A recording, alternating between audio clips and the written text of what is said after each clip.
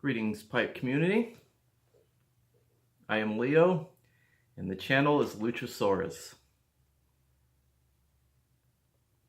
So last week, I had a hard time keeping my pipe lit. It's funny is once I turned the camera off and started looking at the footage and editing it, I had no problems. It was fine. Maybe it had a little more time to dry out. I think part of it was I needed to relax. My cadence and everything is way off trying to talk. I'm gonna try to slow down, relax, and enjoy myself. I started pipe smoking to enjoy myself. So here we go.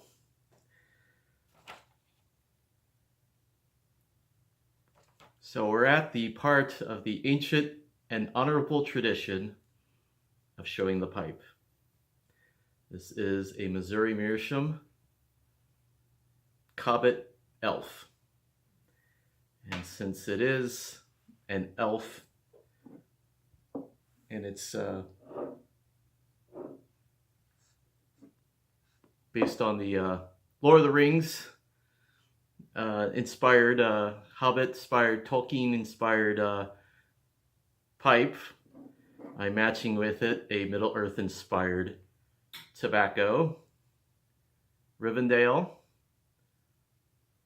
by Country Squire, blended by John David Cole, and that is supposed to have a flavoring of cocoa and walnut. All right.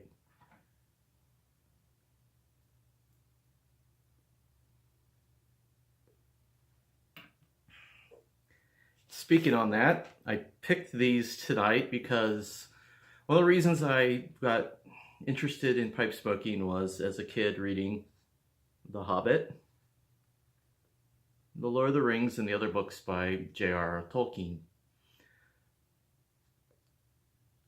The image of the old wise wizard smoking the church warden really stirred my imagination. And in other iconic films and other literature, the old man, the wise old man smoking the pipe, just kind of imprinted on me. Also, my father smoked a pipe and cigars on occasion. I think both my grandfathers did, but I'm not sure on that.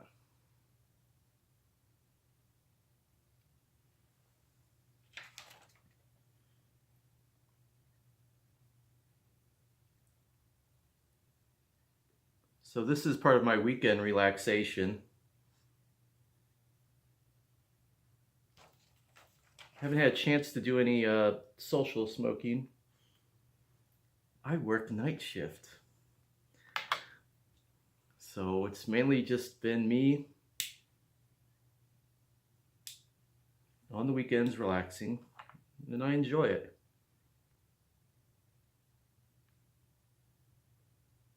I haven't done any outdoor smoking. I live in Minnesota, so the weather's getting nice now. I might even try lunting. Bought a wind cap, so we'll see how that goes.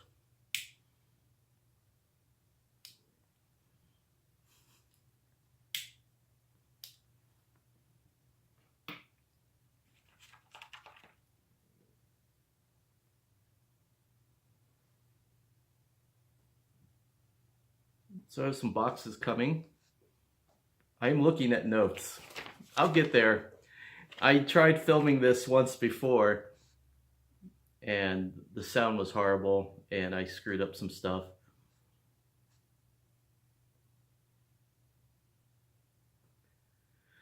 Again, relax. I'll get there. This isn't a stage production, so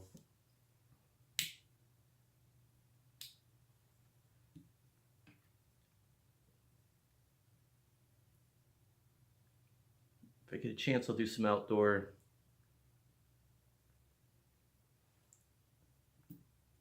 recreation. I'm hoping to bring you videos from some historic sites.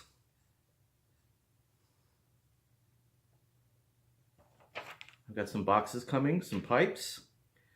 Really excited about one coming, but gotta be patient on that one. That one I'll unbox here.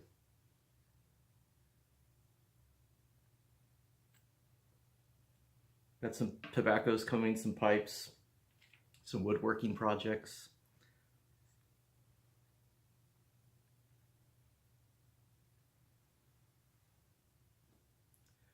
I bought a pre-drilled, what do you call it, pipe kit. I should have brought it out. I'll bring it out next time. So I got a pre-drilled block of briar, ready fitted with the stem. And I don't have a lot of equipment, but I'm going to make an effort. I also have an idea for a tamper.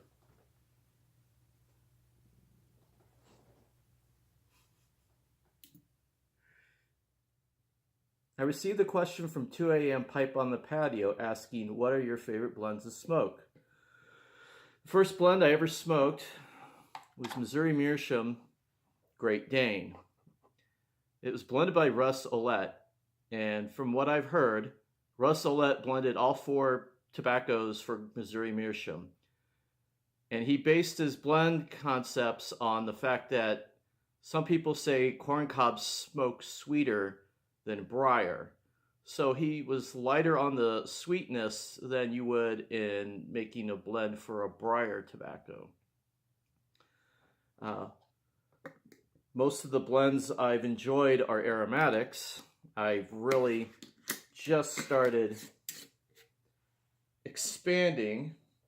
Another favorite of mine is Old Toby by Country Squire, which is blended by John David Cole. He's the owner and blender at Country Squire. It's an aromatic.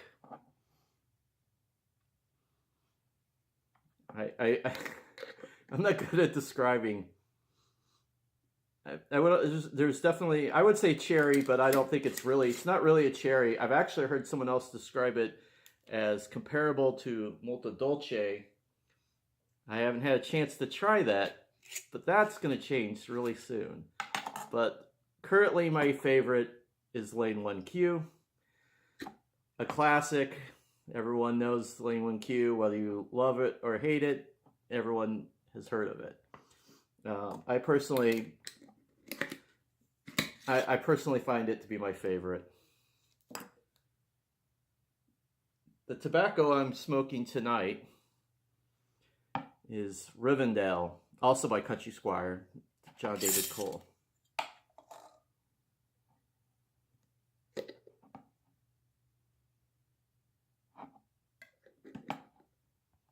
Now, because I don't want to limit myself, and I really don't know what all I'm going to like, and changes, I hear people's taste change as you progress, and I decided to expand myself, my palate, and so I recently, a couple months ago, subscribed to the Tin Society to start getting samples of different things. I've already opened this, and you get pipe cleaners, I believe in every box, matches. Something that came in this one is filters. I believe that's 6mm.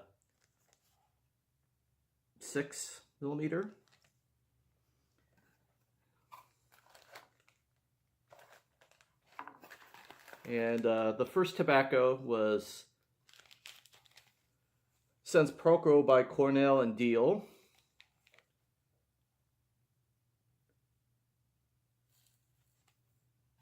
Second one in the pack is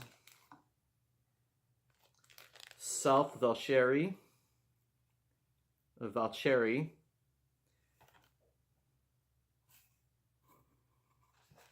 Next one is Cult Blood Red Moon.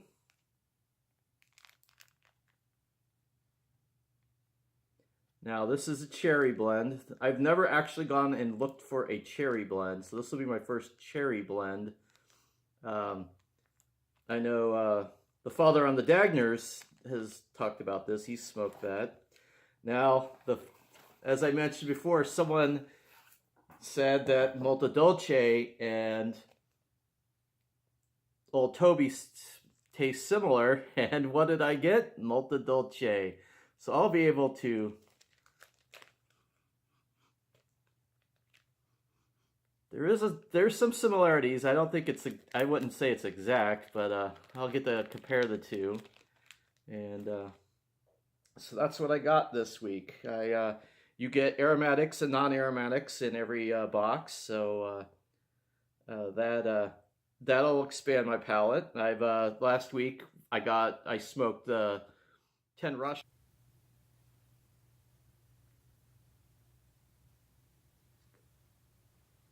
Oh, did I tell you about the big turkey? I saw a dinosaur. I got a picture of it.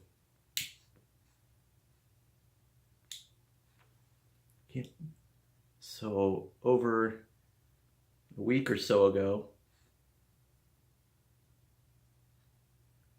I get out of my car. My garage isn't attached to my apartment building. And there is the biggest turkey I've ever seen.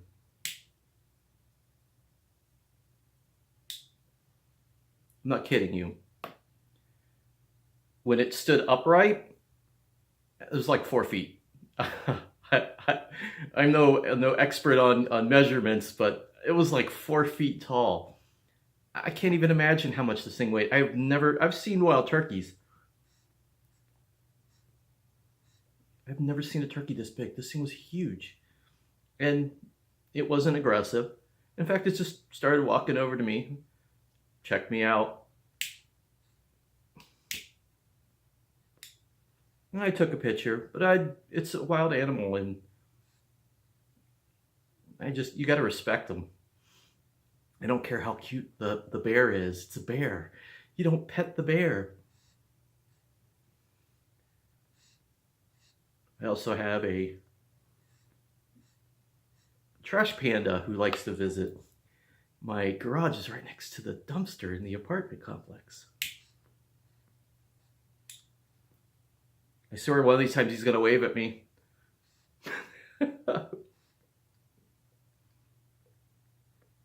Just kind of hangs out, looks at me like he wants to say hi. Doesn't usually get scared, because he's been living in the neighborhood just too long for that. He's good size.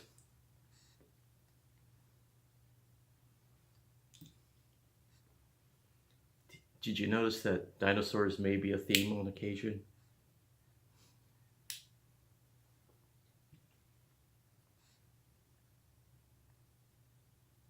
Who here is old enough to remember the Brontosaurus? Okay, reason I worded it that way is because I can't remember when it was, maybe back in the 1990s, like Pluto, they said the Brontosaurus isn't a dinosaur anymore. It's just a nomenclatured, misinterpreted, whatever, skeleton of another dinosaur. It doesn't exist. And more recently, I read an article that said, well, it might be his own species. There might be a Brontosaurus. So Dino from the Flintstones. Maybe a Brontosaurus.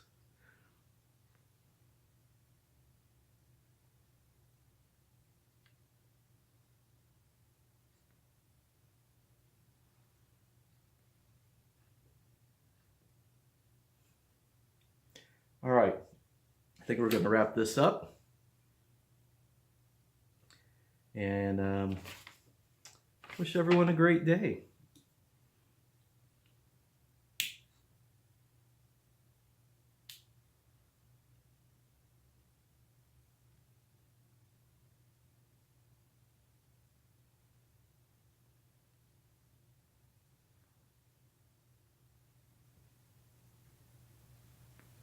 Of course, now I got it lit. Just as I log off, it's got it lit. So I'm going to go enjoy this.